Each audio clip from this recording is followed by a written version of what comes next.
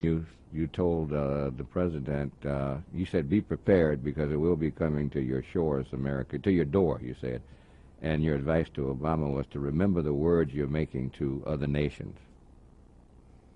Well, today, our dear brother, has to be very, very careful in this decision that he and his Secretary of State and Sarkozy and Prime Minister Cameron and others are planning. They would love to go into Libya and kill Brother Gaddafi and kill his children, as they did with Saddam Hussein and his sons Qusay and Uday. You must remember, dear people of America, that whenever government wants you to think and act in a certain way that would bring justification to an action that they are already planning to make, they must make the person that they hate a boogeyman. Now, nobody wants civil war. It is the bloodiest of all kinds of wars because you're fighting your own brothers. You're fighting the people of your own language and culture and history. So in every nation, brothers and sisters, there is dissatisfaction. And what the CIA does is go into a country and move among the people that are dissatisfied to stimulate a revolt against a leader that they don't like because they want regime change. I want to be specific. When George W. Bush was president, he said they wanted regime change in Iran, in Korea. Regime change. How do you get regime change, honest America? How do you do that? Congress, the Congress of the United States, voted to spend $150 million to replace the government in Iran that America doesn't like. So they send their agents in to work among the, the dissatisfied.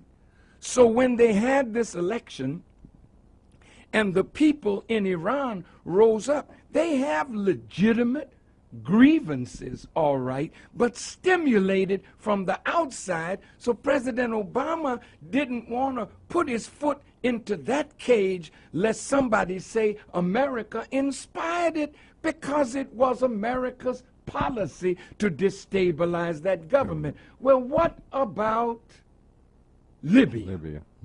See, how much money is being spent to arm the so-called rebels?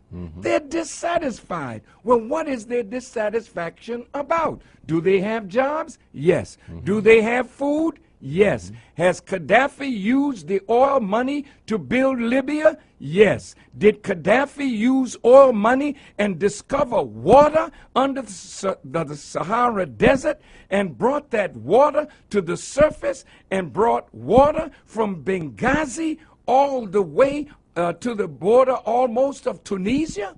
Did he impose farming in the desert so that they could feed their own people? Yes. Are there billions of dollars that he's spending building homes, building apartments for his people? Yes. So something is under this. And so when America, England, France, three imperialist powers want to destabilize that country, is it that you're so concerned? Now listen to this hypocrisy, American people. Is it that you're so concerned over the blood that is being shed in Libya when you look the other way when the Israeli Defense Force was bombing the innocent people of Gaza, unarmed, men, women, and children, but our government looked the other way. You looked the other way when the Israeli Defense Force went into Lebanon thinking that they were going to have an easy victory. Then you had to come out with your tail between your legs. Don't tell me and wise black people or white people that you're interested in black suffering. Where were you in Rwanda? Where are you in the Congo? Why did you go to Darfur? Because oil is there.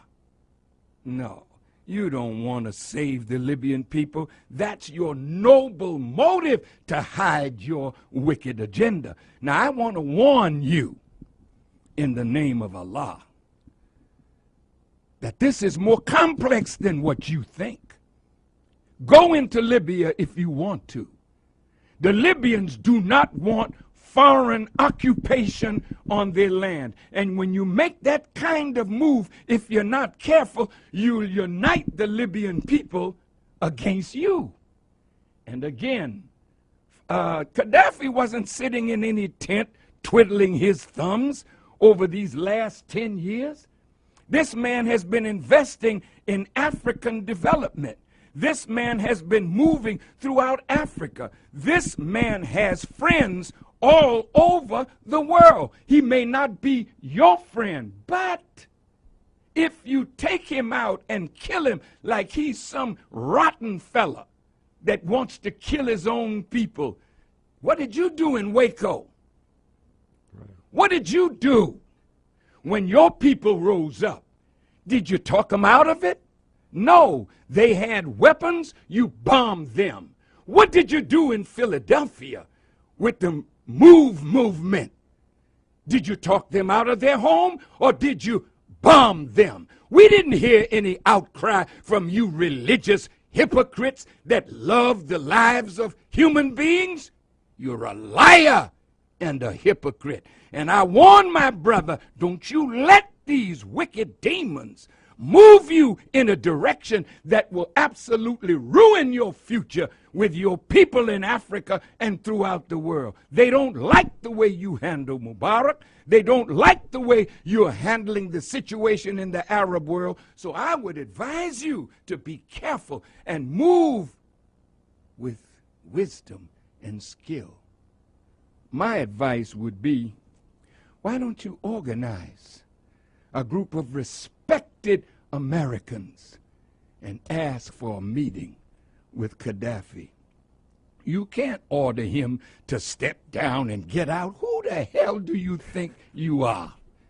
That you can talk to a man that built a country over 42 years and ask him step down and get out? Can anybody ask you? Well, there's a lot now going to ask you to step out of the White House because they don't want no black face in the White House. Be careful, brother, how you handle this situation because it is coming to America. It has already started. Look in Wisconsin.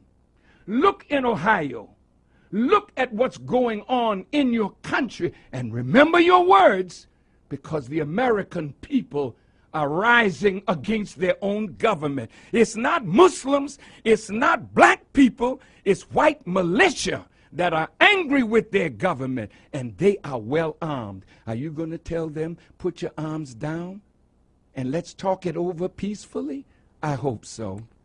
But if not, America will be bathed in blood, not because Farrakhan said so, but because the dissatisfaction in America has reached the boiling point. Be careful how you manipulate the dissatisfaction in Libya and other parts of the Muslim world. The Honorable Minister, Louis Farrakhan. More intelligent conversation.